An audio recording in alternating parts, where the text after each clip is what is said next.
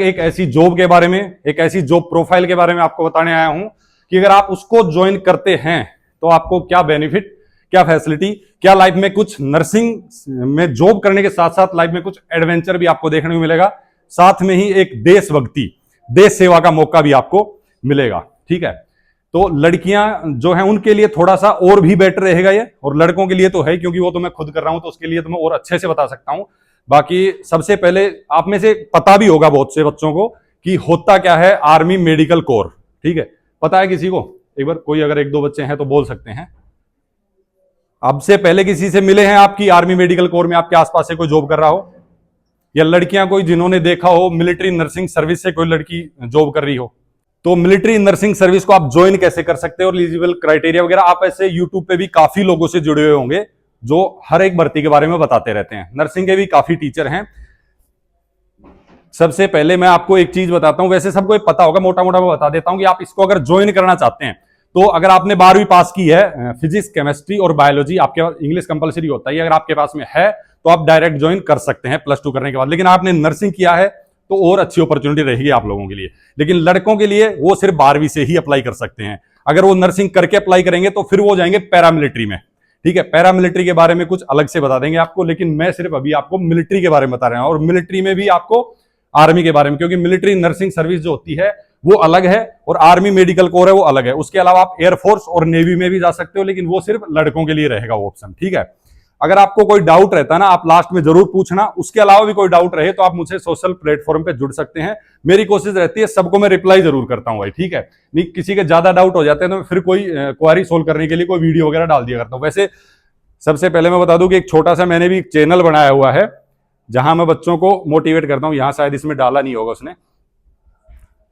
आप अगर ये लड़कियों के लिए, पहले लड़कियों के लिए बता देते हैं, 17 साल से 25 साल एज वाली लड़कियां अप्लाई कर सकती है। जुलाई के आसपास इस साल भी फॉर्म आएंगे। ठीक है, लेकिन उसके लिए क्या शर्तें हैं? 17 से 25 नहीं, आगे और भी अगर आपने बीएससी नर्सिंग की है तो आपकी एज क्राइटेरिया जो है बढ़ जाएगा इसमें। ठीक है, जुलाई के आसपास फॉर्म आते हैं। आपने नीट यूजी क्वालिफाइड होने चाहिए इसमें लड़कियों के लिए। ठीक है, उसका आपने जो है एग्जाम दिया हुआ होना चाहिए, आप क्वालिफाइड होने चाहिए, तब आप इसके लिए अप्लाई करेंगे। फिर आपको एक एग्जाम के लिए बुलाया जाएगा और आपका एक जो है साइकोलॉजी, मतलब एक इंटरव्यू होगा जिसमें कुछ चीजें आपसे पूछी जाएंगी। आपका जो किस हिसाब से आपकी सोचने की क्षमता क्या है, आप जो क्विक रिएक्शन अगर आपका देखा जाए कि किस हिसाब से क्या, एक नॉर्मल आपका पूरा वो माइंड से पढ़ लेंगे कि आप क्या चीज है, आपके अंदर क्या है, जो उनको चाहिए वो है कि नहीं। उस हिसाब से एक बेसिक सा इंटरव्यू आपका होगा। ठीक है, सीटें लगभग 200, 250, 300 कभी लगभग इतनी ही आती हैं हर साल।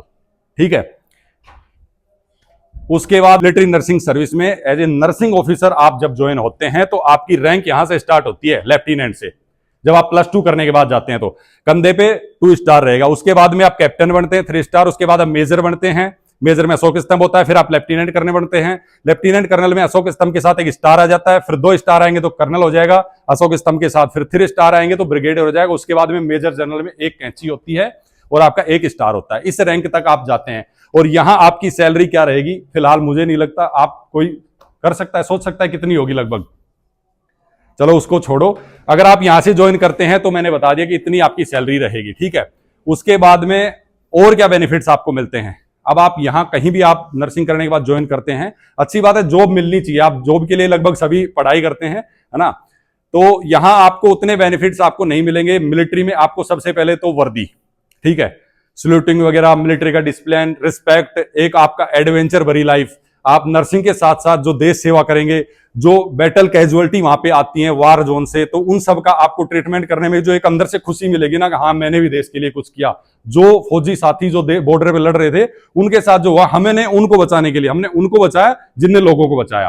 ठीक है, तो ये एक अलग प्राउड फील होगा आप लोगों को। बाकी आपको गवर्नमेंट और भी काफी कुछ देती है, जैसे कैंटीन कार्ड की फैसिलिटी जो मिलिट्री आपको प्रोवाइड करवाएगी। ठीक है, और आपका जैसे कुछ होता है, आपके माता जितने आपके ऊपर डिपेंडेंट रहेंगे, आपका लाइफ पार्टनर, आपके बच्चे, आपके माता पिता, सबके लिए वो मेडिकल फैसिलिटी भी आपको फ्री ऑफ कॉस्ट देगी। इसके अलावा जब तक आप ड्यूटी करते हैं आपको गवर्नमेंट रिकमेंडेशन भी वहां मिलने वाला है। ठीक है, और भी काफी कुछ बेनिफिट्स होते हैं।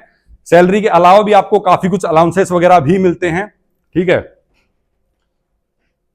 ये कैप्टन रैंक से है, अगर डायरेक्ट आप बीएससी नर्सिंग करके जाते हैं तो आप एज ए कैप्टन भर्ती हो जाएंगे, मतलब एज ए कैप्टन आपको अपॉइंट किया जाएगा वहां पे। ठीक है, ये इनका काम किस हिसाब का रहता है, जैसे आप देख सकते हैं एयरबेस वगैरह के ऊपर जब जब कैजुअलिटी वहां से होती है तो उनको किस हिसाब से लाया जाता है, चलो आगे वो अपने दिखा देंगे।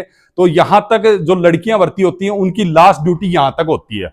इसके बाद में जहां पे वार वगैरह होता है, फील्ड वगैरह में उनकी पोस्टिंग नहीं होती है। लास्ट पोस्टिंग उनकी होती है बेस हॉस्पिटल हो गए मिलिट्री के, ठीक है, जीएच हो गई। लेकिन अगर फील्ड हॉस्पिटल की अगर अपन बात करें तो वहां सिर्फ लड़कों को भेजा जाता है, उनको उस एरिया तक भेजा जाता है जहां पे बैटल है, मतलब जो बैटल फील्ड एरिया है वहां तक भी उनको भेजा जाता है, क्योंकि वहां जो कैजुअलिटी हुई उसको लेके आना, उसको फर्स्ट एड देना, फिर देखा जाता है किसको हेली से भेजना है, किसको एम्बुलेंस से भेजना है। तो ये सब में लड़के होते हैं, लेकिन लड़कियों का जो ड्यूटी रहेगी वो रहती है इसमें आपकी हॉस्पिटल के अंदर, जो नियर बाई जहां भी फाइट हो रही है उसके नजदीक जो हॉस्पिटल होगी वहां पे ड्यूटी होती है इनकी, ठीक है। तो ये सब एक जो प्रोफाइल होती है लड़कियों को लेके, ठीक है। उसके बाद में लड़के आ जाते हैं, इनके फॉर्म अभी चालू हैं, ठीक है। जो भी साथी भरना चाहता है अभी फॉर्म भरो, जो इंडियन आर्मी की ऑफिशियल साइट पे फॉर्म फिलहाल भरे जा रहे हैं, ठीक है। लड़कों की जॉब के बारे में अपन बात कर ले तो ये चीजें तो आपको जो एज का 17.5 से 23 साल कहां से कहां जिसकी डेट ऑफ बर्थ है ये सब आपको ऑनलाइन भी मिल जाएगा, आप देख लेंगे, कोई इश्यू नहीं है। जो प्रोफाइल की अपन इसमें भी बात कर लेते, इसमें 2 ऑप्शन है आपके पास में, ठीक है। अभी कुछ दिन पहले एयरफोर्स के भी फॉर्म भरे गए थे, ठीक है। एयरफोर्स में भी वही, उसको मेडिकल असिस्टेंट बोला जाता है, एक फार्मासिस्ट बोला जाता है। इसमें भी आपका नर्सिंग असिस्टेंट और सिपाही फार्मा होता है, ठीक है। ये रैंक आपकी सिपाही से होती है, पे लेवल 3 से, ठीक है। लेकिन उसकी अगर अपन बात करें जो लड़कियां जहां से भर्ती हो रही हैं उसका पे लेवल होता है, आपका पे लेवल 9 से स्टार्ट होता है, ठीक है। तो एक लड़कों को सेम उससे और लड़कियों में अगर अपन देखें तो पे लेवल का काफी डिफरेंट होता है। इनकी सैलरी 50,000 के आसपास स्टार्ट होती है, उनकी सैलरी में और इनकी में काफी डिफरेंट होता है, क्योंकि लड़कियों की जो रैंक है एक नर्सिंग ऑफिसर रैंक है और लड़कों की जो रहेगी वो एक नर्सिंग असिस्टेंट रैंक से रहेगी, ठीक है। क्योंकि इनको भेजा जाएगा फील्ड में भी, ये वहां भी जाएंगे जहां लड़ाई वगैरह लगती है, वहां भी जाएंगे उन सोल्जर्स को सपोर्ट करने के लिए जो वहां पे फाइट कर रहे हैं। इनको नर्सिंग करवाने के साथ साथ इनको फाइट भी सिखाई जाएगी, हथियार चलाना, अपने आप को बचाना, ये सब भी लड़कों को सिखाया जाएगा, ठीक है।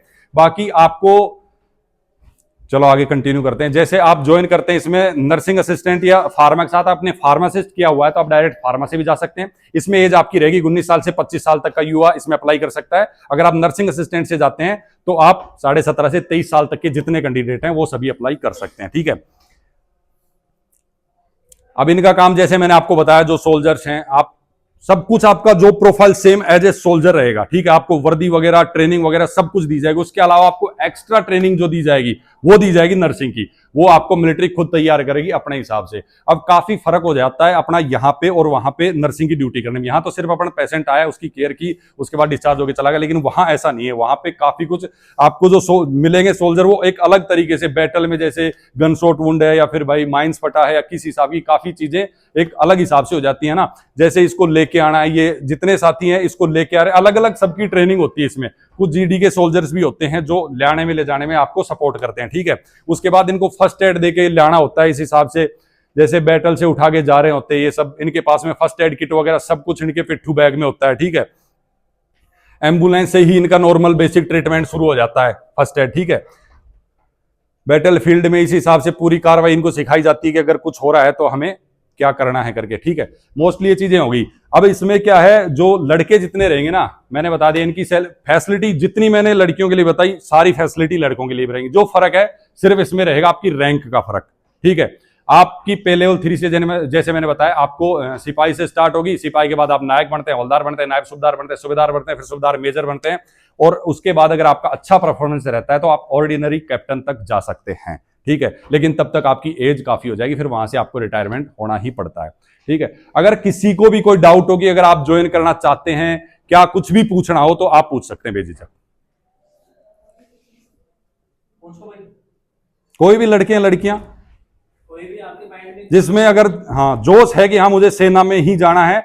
देखो नर्सिंग तो आप सबने कर ही रहे हैं और करनी है, लेकिन उसके साथ साथ आपको वो चाहिए कि भाई मुझे जो है लाइफ में नर्सिंग के साथ ऐसा कुछ करना है कि मैं मिलिट्री के अंदर जॉब करूं, और वही सारी चीजें, तो पूछ सकते हैं कुछ भी। कि अगर आपको डाउट है कि मुझे ज्वाइन करने के लिए क्या कुछ पूछना है, जो भी आपको जो भी क्वारी हो कोई भी पूछ सकते हैं। अंदर आपके 40 से कम किसी भी सब्जेक्ट में नहीं होने चाहिए, तो आप फॉर्म अप्लाई कर सकते हो, ठीक है। आप फॉर्म अप्लाई करोगे तो आपका एक एग्जाम होगा, ठीक है। एग्जाम होगा, उस एग्जाम में आपको पास होना होगा। एग्जाम पास होने के बाद आपको बुलाया जाएगा फिजिकल के लिए। लड़कियों का सिर्फ उसमें मैंने बताया हाइट मेजरमेंट होता है, लेकिन लड़कों का फिजिकल में 1600 मीटर रनिंग और करनी होगी आपको। बहुत हार्ड नहीं होती है, लेकिन आपको एक रनिंग भी करनी होगी, उसके बाद एक मेडिकल टेस्ट होगा जो लड़कों का भी होगा लड़कियों का भी होगा, ठीक है। मेडिकल टेस्ट के बाद में आपका सिलेक्शन होता है, लड़कियों का एक इंटरव्यू और ऐड हो जाता है उसके अंदर, और फिर आपके फाइनल सिलेक्शन की मेरिट आ जाती है। यही प्रोसेस है लड़कों का भी। लड़कियों का